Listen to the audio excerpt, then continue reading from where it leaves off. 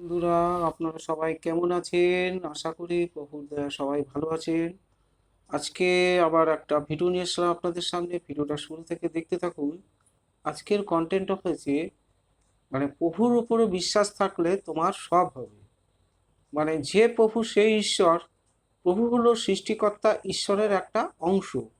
তাই যে কোনো মানুষ প্রভুর উপরে ভর করে থাকবে, ভরসা করে থাকবে, তার জীবনে সব হবে। একদিন না একদিন তাকে হতেই হবে।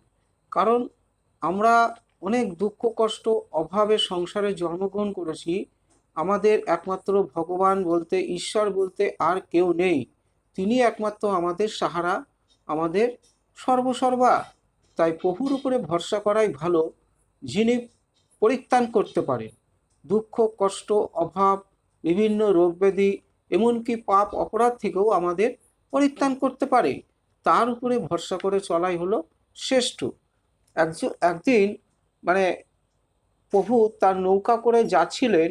সেই ভাববাদী বলছে, একবার যিশু তার শিষ্যদের নিয়ে নৌকা করে যাচ্ছিলেন, তিনি ঘুমিয়ে পড়েছিলেন। সেই সময় বিরাট ঝড় উঠল। ঢেউগুলো এত উঁচুতে উঠেছিল যে শিষ্যরা কি ভাবলো নৌকা ডুবে যাচ্ছে। তারা এই বলে যিশুকে ঘুম ভাঙালো। প্রভু যিশু নৌকার মধ্যে ঘুমিয়ে আছে, প্রভুকে নৌকার থেকে ঘুম ভাঙিয়ে দিল। প্রভু রক্ষা করুন, প্রভু রক্ষা করুন। হ্যাঁ, আমরা মারা পড়িলাম।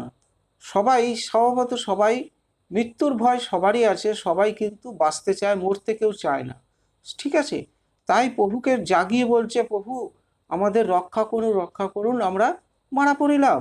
যিশু বাতাসকে ধমক দিলেন, সমুদ্রকে বললেন, নীরব হও, স্থির হও। তাহাতে বাতাস থামিল এবং মহা শান্তি হলো। সবাই বুকে বল পেল, শান্তি থাকলো। শিষ্যরা হতবাক হয়ে গেল এবং বলল, ইনি তবে কে?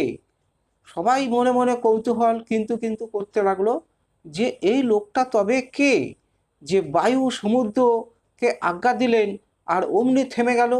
হ্যাঁ, মার্ক 4 অধ্যায় 36 থেকে 41 পদ পর্যন্ত লিখিত আছে। ঠিক আছে, তা এখানে হয়েছে বিশ্বাস। প্রভুর উপরে যারা বিশ্বাস করে ভর দিয়ে থাকবে তাদের সব হবে। তা প্রভু তো মানুষ্যপুত্র, ঈশ্বরের একটা অংশ। যে ঈশ্বর সেই প্রভু, আর যে প্রভু সেই ঈশ্বর। মানুষ্যপুত্র প্রভু যীশু ঈশ্বরের ঘর থেকেই তো নেমে এসছে পৃথিবীর বুকে। তাই সৃষ্টিকর্তা ঈশ্বর মুখ দিয়ে যে কথা বলে, মানুষ্যপুত্র প্রভু যীশু মুখ দিয়ে সেই একই কথা বলে। হ্যাঁ, এবং তৎক্ষণাৎ সেই কাজ পরিপূর্ণ হয়। তাই সবাই অবাক হয়ে গেল যে ইনি তবে কে, একজন মানুষ হয়ে এই বাতাসকে ধমক দিলেন, অমনি বাতাস থেমে গেল। আর সমুদ্রের ঢেউকেও ধমক দিলেন, সমুদ্র ঢেউ অমনি নিস্তেজ হয়ে গেল। সবাই অবাক হয়ে গেল। সুতরাং প্রভুর উপর ভরসা করে থাকাই ভালো, শ্রেষ্ঠ। যার কাছে পরিত্রাণ আছে তার উপরে নির্ভর করে চলাই ভালো। ঠিক আছে, কারণ সংকটে পড়লে, বিপদে পড়লে তিনি আমাদের রক্ষা করবেন, তিনি আমাদের বাঁচাবেন, এবং তিনি আমাদের সৃষ্টিকর্তা, তিনি আমাদের অন্নদাতা। আমাদের যিনি জন্ম দিয়ে পৃথিবীর বুকে পাঠিয়েছেন তার উপরে ভরসা করে থাকো, দেখবে তোমার জীবনে সব হবে। আজ না হোক, কাল না হোক, পরশু তোমাকে হতেই হবে। কারণ উনি তো জানে যে আমরা অভাবের সংসার, গরিবের ঘরে জন্মগ্রহণ করেছি, আমাদের সংসারে এই নেই সেই নেই, ওটা নেই সেটা নেই, উনি সব জুটিয়ে দেবেন।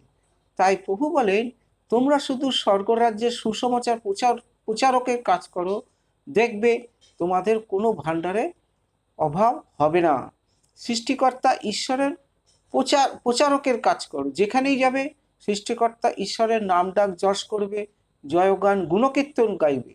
দেখবে ধীরে ধীরে আস্তে আস্তে তোমার আগেকার মতো সেই দুঃখ কষ্ট, সেই অভাব, সেই রোগ ব্যাধি, এমনকি তুমি যে নানা রকম সংকটের মধ্যে পড়েছ, সব কিছু প্রভু ধীরে ধীরে পরিত্রাণ করে দিয়েছে।